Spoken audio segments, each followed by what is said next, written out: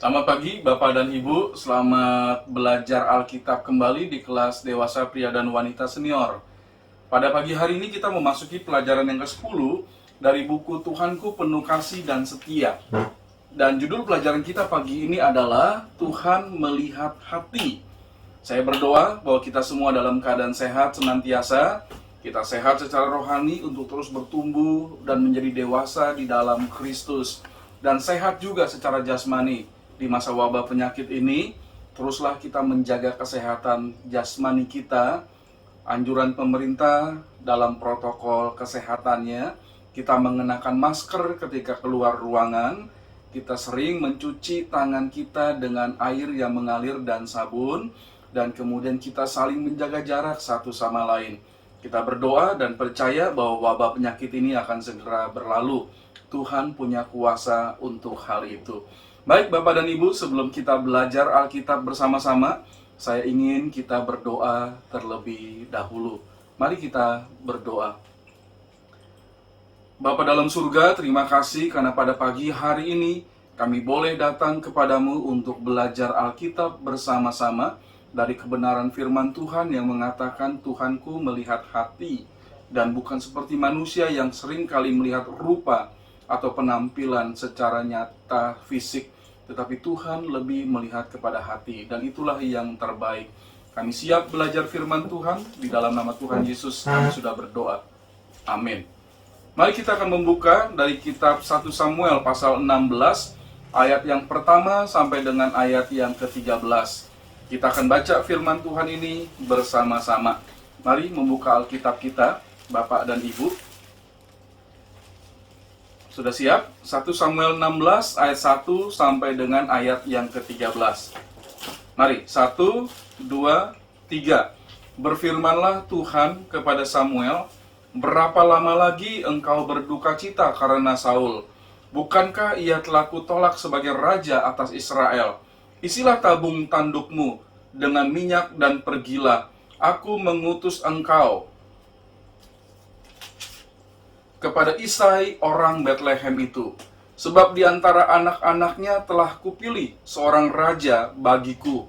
Tetapi Samuel berkata, bagaimana mungkin aku pergi?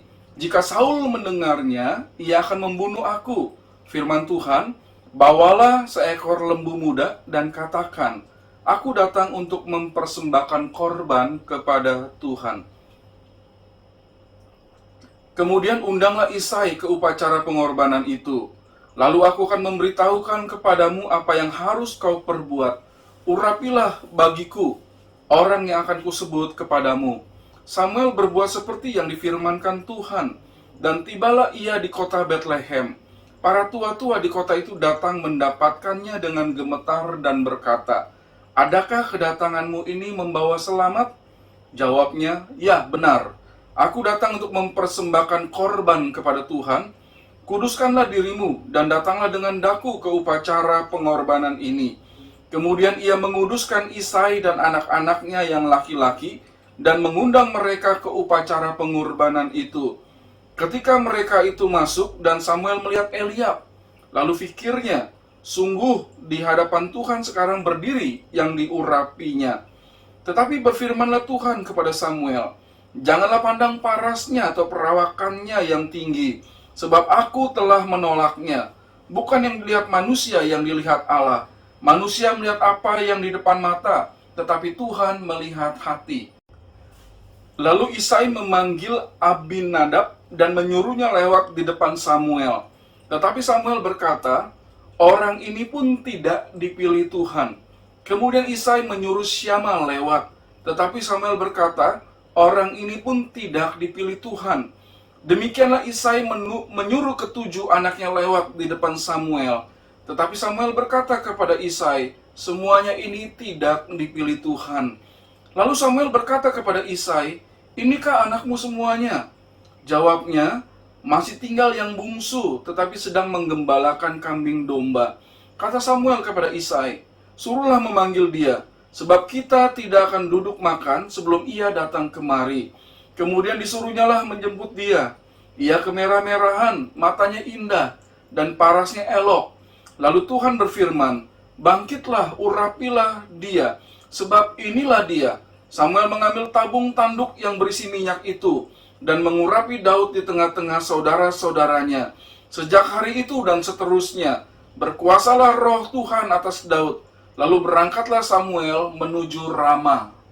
Baik, Bapak dan Ibu, dalam pembelajaran Alkitab kita pagi ini, ketika kita berbicara Tuhan melihat hati, dari 1 Samuel pasal 16 ayat yang pertama sampai dengan ayat yang ke-13, kebenaran yang pertama saya ingin kita belajar mengenai berkenan di hati Tuhan. Nah, mengapa kita harus mempelajari kisah hidup orang-orang yang telah tiada sekitar 4.000 sampai 6.000 tahun yang lalu? Mengapa kita harus mempelajari mereka seperti yang tertulis di dalam Alkitab? Nah, orang yang kita pelajari memberikan teladan, memberikan pengetahuan kepada kita tentang apa yang menjadi kehendak Tuhan bagi kita. Dan pagi ini kita belajar bersama-sama tentang seorang yang bernama Daud. Dan Alkitab mencatat berkenaan dengan Daud untuk kita mempelajari kisah hidupnya, karena Kisah Para Rasul pasal yang ke-13 ayat yang ke-22 menyatakan, setelah Saul disingkirkan, Allah mengangkat Daud menjadi raja mereka. Tentang Daud, Allah telah menyatakan, aku telah mendapat Daud bin Isai, seorang yang berkenan di hatiku, dan yang melakukan segala kehendakku. Jadi ketika Tuhan Allah memilih Daud untuk menjadi raja atas umatnya, karena Daud berkenan di hati Tuhan. Tuhan menyukai Daud, dan hati Tuhan berkenan atas Daud. Seperti Daud telah berhasil menjadi orang yang berkenan di hati Allah, maka kita perlu juga belajar memiliki hidup, ya, supaya kita juga menjadi orang yang berkenan kepada Allah. Hidup Daud ini mengajarkan kepada kita bahwa Tuhan melihat hati, ya, seperti yang menjadi teladan bagi kita manusia. Karena manusia seringkali melihat rupa, melihat yang tampak, tetapi Tuhan mengajarkan lihatlah hati ketika kita memberi penilaian kepada seseorang. Nah, ada pertanyaan bagi kita sekarang. Seperti hati yang seperti apakah yang Tuhan inginkan dari hidup kita? Ya. Hati, ya. Hati yang mengasihi Tuhan, hati yang benar-benar kita mempertanggungjawabkan hidup kita di hadapan Tuhan, sehingga Tuhan berkenan atas kita. Ingatlah, sekali waktu nanti tiba saatnya Bapak, Ibu, dan saya akan menghadap Tuhan, mempertanggungjawabkan hidup kita kepada Pencipta kita. Kebenaran yang kedua, Tuhan melihat hati yang taat kepadanya. Dari pembacaan Alkitab kita 1 Samuel 16 ayat 1 sampai 4, di situ dikatakan oleh firman Tuhan, Tuhan mengerti, Tuhan mengetahui bahwa Samuel sedang berduka cita atas Saul. Ya, Alkitab mengatakan bahwa Saul tidak taat kepada perintah Tuhan, dan itu juga membuat duka cita dalam hati Samuel. Dan Saul ditolak oleh Tuhan menjadi raja atas Israel. 1 Samuel 15 ayat 35 mengatakan hal itu. Sampai hari matinya Samuel tidak melihat Saul lagi, tetapi Samuel berduka cita karena Saul, dan Tuhan menyesal karena ia menjadikan Saul atas raja atas Israel. Jadi ayat yang ke-1 dari pasal 16 berkata demikian juga. Berfirmanlah Tuhan kepada Samuel, berapa lama lagi engkau bertukacita karena Saul? Bukankah ia telah kutolak sebagai raja atas Israel? Jadi jelas sekali bahwa Samuel sedang berduka cita atas Saul. Dia tidak taat kepada Tuhan dan Saul sudah ditolak oleh Tuhan untuk menjadi raja atas Israel. Lalu Samuel diperintahkan oleh Tuhan untuk pergi mengurapi salah seorang anak Isai untuk menjadi raja atas Israel. Dan Samuel mendengar hal itu, dia segera berkata, kalau Saul tahu aku akan melakukan hal itu, pasti dia akan membunuh aku. Ya, ada rasa takut untuk melakukan perintah Tuhan. Namun Tuhan memberikan jalan keluar kepada Samuel. Pergilah ke tempat itu dan berlakulah untuk mempersembahkan kurban kepadaku. Dan nanti di sana, kata firman Tuhan, aku akan memberikan petunjuk atas apa yang perlu engkau lakukan. Jadi Samuel akhirnya taat kepada perintah Tuhan tersebut. Dan ia pergi ke Bethlehem, ke rumah Isai, ke tempat tinggal Isai, untuk melakukan apa yang sudah Tuhan perintahkan kepada dia. Mengurapi salah seorang dari anak Isai untuk menjadi raja atas Israel. Samuel taat kepada Tuhan. 1 Samuel 16 ayat 4, dia pergi ke Bethlehem, tempat tinggal Isai dan keluarganya. Tuhan menginginkan hati yang taat atas diri kita, seperti yang sudah dilakukan oleh Samuel. Alkitab kemudian juga mencatat ketaatan Daud dalam hidupnya akan Tuhan Allahnya. Ya. Nah, kita mendapatkan ajaran dari kisah ini bahwa hati yang taat kepada Tuhan adalah kesediaan melakukan segala firman Tuhan, sekalipun terdapat kesukaran. Ada pertanyaan yang perlu kita bahas bersama-sama. Yang pertama, apakah memiliki hati yang taat kepada Tuhan membutuhkan pengorbanan kita? Ya, Samuel, dia harus berkorban, ya. Dia harus pergi ke Bethlehem, dia harus berkorban untuk mengatasi rasa takutnya kepada Saul. Ya, kalau Saul mendengar hal ini, pasti Saul menjadi marah dan bisa jadi akan membunuh Samuel. Nah, ya kita harus bisa mengatasi segala hal itu untuk tetap taat kepada Tuhan. Ada pengorbanan memang. Yang kedua, adakah firman Tuhan yang sedang kita taati sekarang, sekalipun sangat sukar? Ya, itu jawaban Bapak dan Ibu ya. Dan saya juga memiliki jawaban sendiri. Bagaimana kita harus taat kepada firman Tuhan sekalipun hal itu sukar. Misalnya mengasihi sesama. Apapun yang diperbuat oleh sesama itu, kita perlu tetap mengasihi dia. Nah, itu sesuatu yang harus kita taati sekalipun sukar. Tapi kita yakin dengan kasih Tuhan, kuasa Tuhan, kita bisa melakukannya. Yang ketiga, bagaimanakah pertolongan Tuhan yang diberikan supaya manusia dapat taat kepadanya? Sebagai orang yang percaya kepada Yesus Kristus, kita diberikan Roh Kudus yang memimpin hidup kita untuk menjadi taat kepada Tuhan. Kebenaran yang ketiga, Tuhan melihat hati. Tuhan menginginkan hati yang kudus baginya. Jadi hati kita, Bapak dan Ibu, harus kudus supaya kita berkenan di hadapan Tuhan. Ingat, Tuhan melihat hati kita. Kalau kita melihat 1 Samuel pasal yang ke-16 ayat 5 sampai dengan 12, ketika Samuel memasuki kota Bethlehem, para tua-tua, pimpinan ya yang ada di Bethlehem itu menyambut kedatangan Samuel yang hendak mempersembahkan kurban kepada Tuhan. Pertanyaan mereka adalah, adakah kedatanganmu ini membawa selamat? Ya, karena dia seorang nabi. Kadang-kadang nabi memberitakan firman Tuhan yang berupa peringatan-peringatan yang keras. Bisa jadi nabi datang ke satu tempat untuk memberitakan kasih karunia Tuhan dan keselamatan bagi tempat itu. Nah, Samuel kemudian mengatakan kepada mereka bahwa dia akan mengorbankan persembahan kepada Tuhan. Lalu dia minta supaya mereka semua menguduskan diri, karena mereka akan ikut dalam upacara pengorbanan tersebut. Lalu keluarga Isai yang diundang pun Samuel menguduskan mereka. 1 Samuel 16 ayat 5. Ya, sebagai nabi Tuhan, dia bisa meminta pengampunan dosa atas orang atau keluarga kepada Tuhan, sehingga ketika keluarga Isai ikut dalam pengorbanan itu, mereka sudah dikuduskan, sudah disucikan. Nah, Samuel kemudian mulai memilih dari antara anak Isai yang ada untuk diurapi menjadi raja Israel. Pada awalnya Samuel melihat mereka berdasarkan rupa.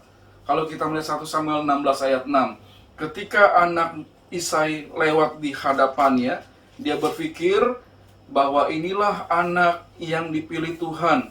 Elia perawakannya bagus, tinggi. Lalu Samuel melihat hal itu dan dia berpikir, inilah dia calon raja yang baru. Tapi firman Tuhan mengatakan kepada dia, Tuhan tahu ya apa isi hati manusia. Dan itulah yang dilihat oleh Tuhan untuk memutuskan, memilih orang menjadi raja baginya. Nah, kemudian Samuel mulai memiliki pandangan yang sama dengan Tuhan, yaitu melihat kepada hati manusia. Kalau kita melihat dalam 1 Samuel 16 ayat 8 sampai 10. Samuel kemudian bertanya kepada Isai ketika seluruh anak laki-lakinya yang ada saat itu lewat di hadapannya dan Tuhan berkata bukan mereka. Kemudian Samuel bertanya kepada Isai, "Inikah anakmu semuanya?" Ya. Lalu Isai menjawab, "Masih ada seorang lagi yang sedang menggembalakan kambing domba, dan anak itu adalah Daud." Dan Samuel meminta supaya menjemput anak itu. Ya.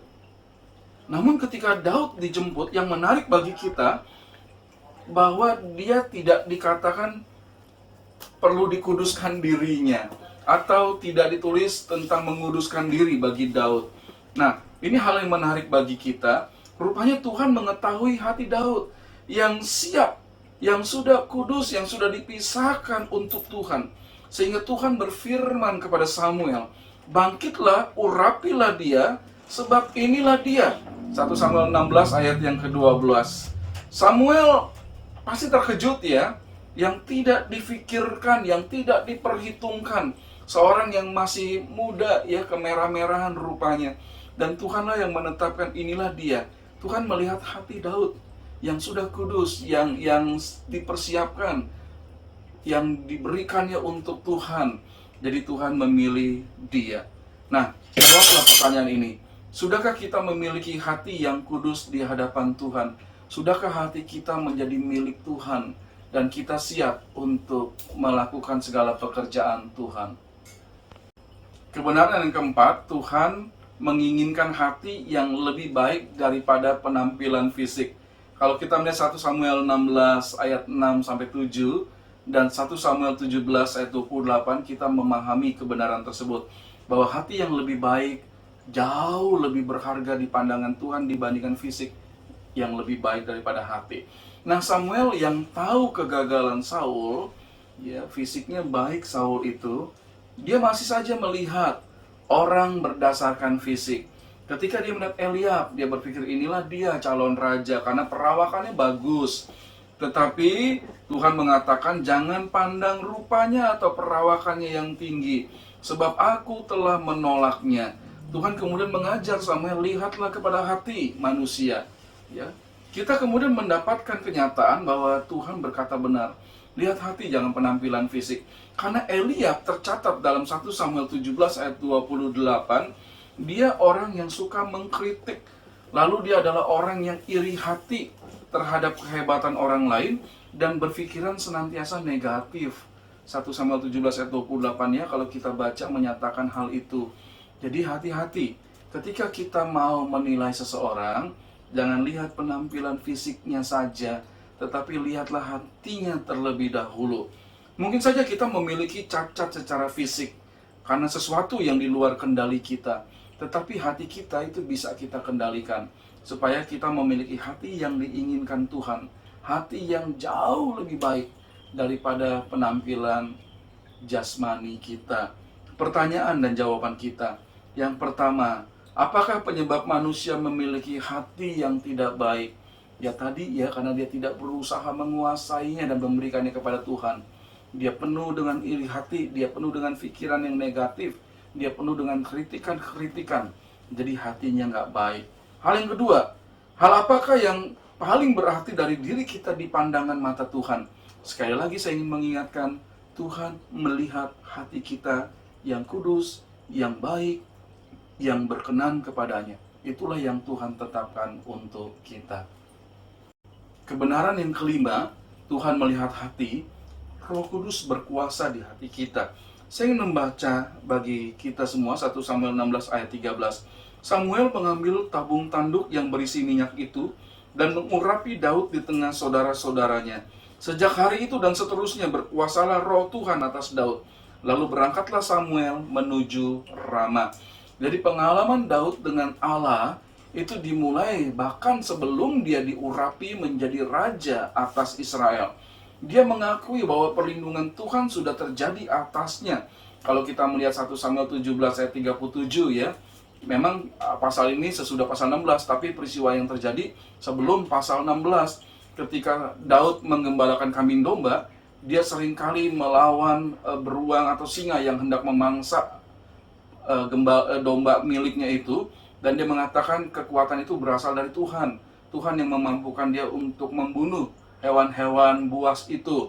Jadi jelas sekali bahwa dia meyakini akan pemeliharaan Tuhan. Dan firman Tuhan kemudian menyatakan, sejak Daud diurapi dan seterusnya, berkuasalah Roh Tuhan atas Daud. Jadi Roh Allah yang menguasai hati dan hidupnya.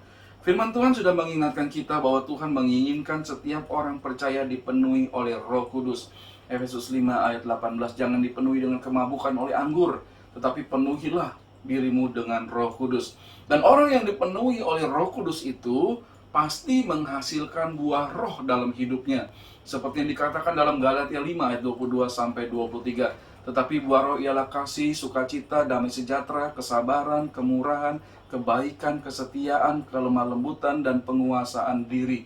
Jadi semua itu akan ada dalam diri setiap orang yang hatinya dikuasai oleh Roh Kudus. Pertanyaan untuk kita jawab sekarang. Yang pertama, apakah Roh Kudus berkuasa di hati kita? Ya harusnya iya, karena kita orang yang percaya kepada Yesus. Saat itu juga Roh Kudus ada dalam diri kita, menjadi materai bagi kita, dan kemudian Dia akan berkuasa bagi kita. Yang kedua, sudahkah buah roh nyata dalam hidup kita? Harusnya iya, dan itu dinampakkan dalam perbuatan kita setiap hari. Baik, Bapak dan Ibu, sebuah pembelajaran dari firman Tuhan yang sangat indah bagi kita. Kita sudah belajar bahwa Tuhan melihat hati. 1 Samuel 16 ayat yang pertama sampai dengan 13. Berkenanlah di hati Tuhan. Tuhan melihat hati yang taat kepadanya. Tuhan melihat hati yang kudus baginya. Tuhan menginginkan hati yang lebih baik daripada penampilan fisik. Tuhan melihat hati Roh Kudus yang berkuasa atas hati kita. Dan biarlah semua itu terjadi dalam hidup kita sebagai orang yang percaya kepada Yesus. Bapak dan Ibu melakukan firman Tuhan, dan saya juga melakukannya. Baik, kita akan tutup dalam doa. Sampai bertemu minggu depan. Tetap setia membaca Alkitab setiap hari, memiliki hubungan yang baik dengan Tuhan di dalam doa, dan melakukan apa yang difirmankan Tuhan. Mari kita berdoa. Bapak, terima kasih karena kami boleh belajar melihat dari firman Tuhan. Tuhan melihat hati. Sebab itu kami perlu memiliki hati yang berkenan di hati-Mu. Hati yang kudus, hati yang taat kepada Tuhan, dan hati yang dikuasai oleh Roh Kudus. Supaya kami berkenan di hati-Mu. Terima kasih Bapak untuk kebenaran firman Tuhan. Di dalam nama Tuhan Yesus kami sudah berdoa. Amin. Sampai bertemu minggu depan. Tuhan memberkati kita semua.